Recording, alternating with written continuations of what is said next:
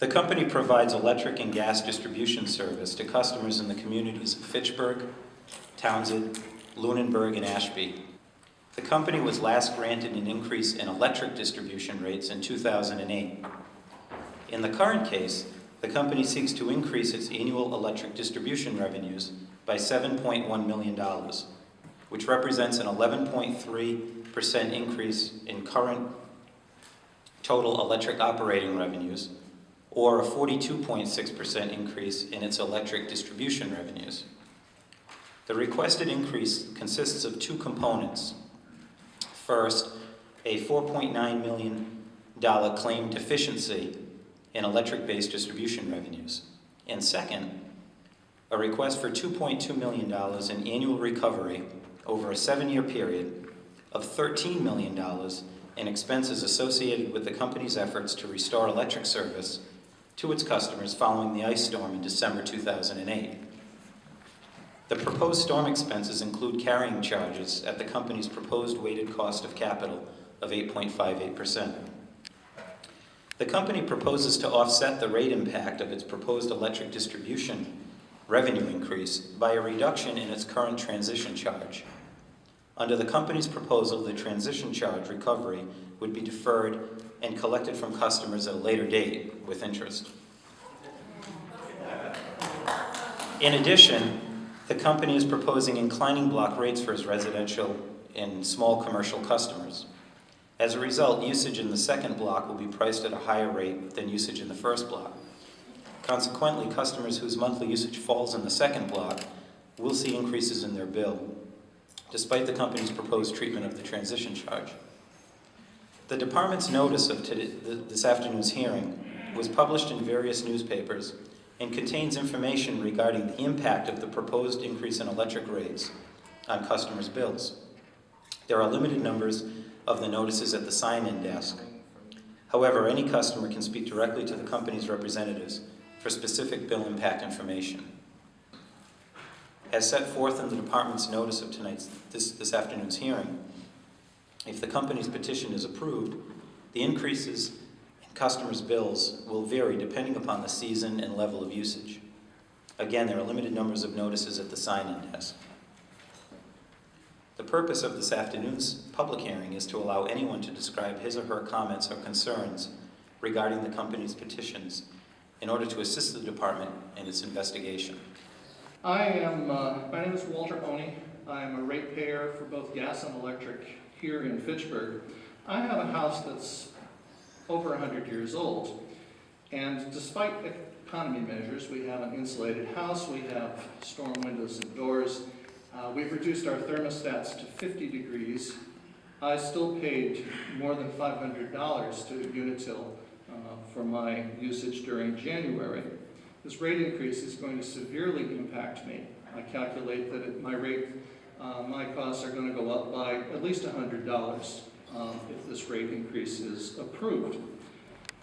What I find most disturbing about this proposal is the way that Unitil is misleading the members of the public. The Attorney General has already emphasized some of those points, but I just want to point out the distribution charge is not going up by 7.8% or whatever it is that Unitil has said in their press release. The distribution charge is not going up just for people who use more than 771 kilowatt hours. No, it's going up by 47% for the 501st and every subsequent kilowatt hour that someone uses. You can't allow this utility to seek a rate increase and not provide meaningful and accurate disclosures to the public. The right response to this request is to reject it and make them file it again with accurate disclosures. They're saying, what, 12% is the average impact of this? Well, the break point in rates begins at 20 therms per month. I use 3 times that much in the summertime just to heat my hot water. My usage for gas in January was over 250 therms. Again, my thermostat's at 50 degrees, and I have insulation in my house. The distribution cost for gas over 20 therms per month is going up by 60%. Again, you cannot allow this company to submit a rate request without meaningfully disclosing to the public ratepayers what it is they are asking for. My disabled sister lives with me, and we endured 11 days without electricity. Since it's so difficult for her to walk, my sister would have been uncomfortable any place but home, so we decided to stay put for the duration. Our only source of heat was a gas fireplace, which we continuously ran during the outage. I'd like to challenge each of you to try living without electricity for 11 days. Or perhaps longer, as some people in our communities had to do. Now, some say that we're just whiners, that we should have been better prepared, that it was our own fault, the hardships we suffered. But the fact is, we depend on electricity, all of us do. And we don't expect to be without it for a long time. Everything from feeding ourselves to grooming and passing the time was difficult during the outage. No television, no computer, no stove or hot water, and very little heat.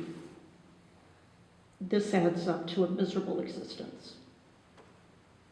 And all the while, Unitil spokesmen patronized us, asking us to be patient and saying they were doing their best.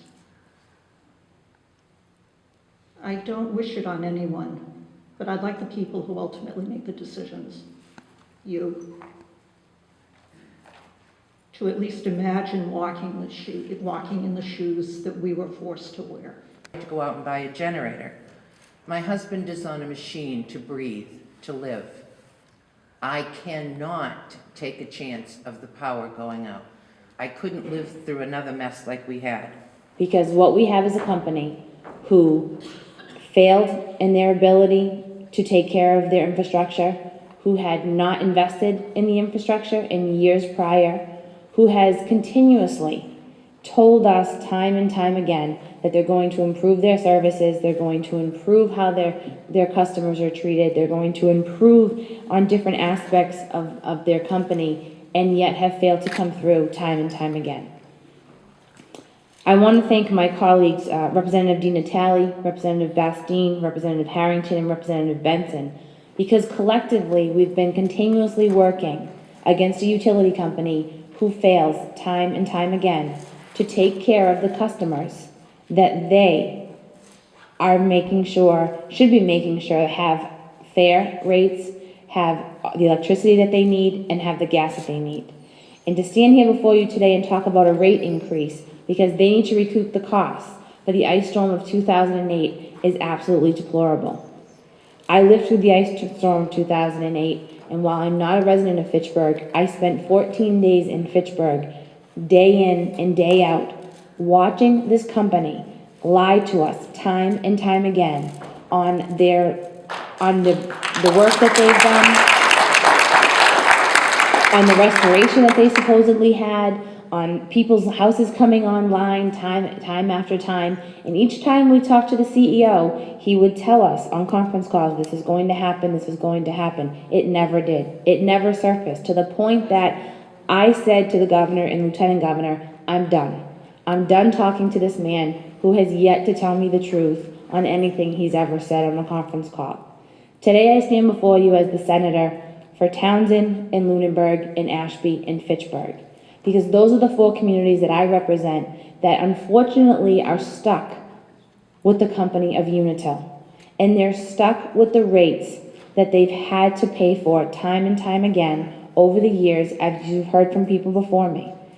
If this rate increase goes through, this will not only be the most devastating thing to these residents, this will also be the most disappointing action that I've seen taken by government in the 15 years I've worked for state government in Massachusetts. I don't think anyone wants to relive the ice storm of 2008, and I think given the snowstorms that we've had, everybody here cringes because you never know what's going to happen.